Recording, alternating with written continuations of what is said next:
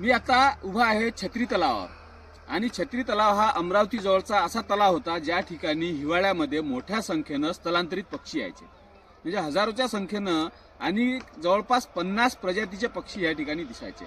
परंतु गेल्या 4-5 वर्षापासून ह्या पक्ष्यांची संख्या मोठ्या प्रमाणात कमी झाली आणि आत्ता या हिवाळ्यात मी जानेवारी महिन्यात उभा आहे आणि फक्त पूर्वीच्याच तुलनेनं 10% पक्षी आले आहेत. कारण हा तलाव आता अमरावती शहराचं डम्पिंग एरिया बनला आहे.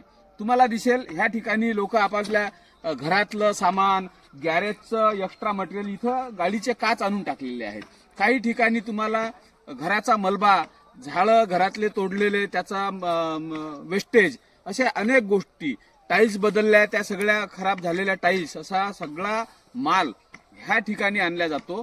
लग्न झाले की त्याच्या ज्या पत्रावळ्या असतात त्या सुद्धा ह्या ठिकाणी आणल्या जातात आणि ह्या ठिकाणी मोठ्या प्रमाणात जे विसर्जन होते त्या मूर्त्यांचं, त्याचं प्रदूषण तर वर्षानुवर्ष होतेच आहे. महापालिका त्यासाठी जरीही वेगळे पीठ तयार करत असेल तरीही ते सगळं प्लास्टर त्याच्यानंतर ह्या तलावात जाते आणि या तलावाची आज दुर्दशा झाली आहे. काही वर्षानंतर हा अतिशय जैवविविधता संपन्न असलेला तलाव, या अमरावती शहराचा वारसा असलेला तलाव नष्ट होणार आहे आणि इथली जैवविविधता नष्ट होणार आहे, यात काहीही शंका नाही.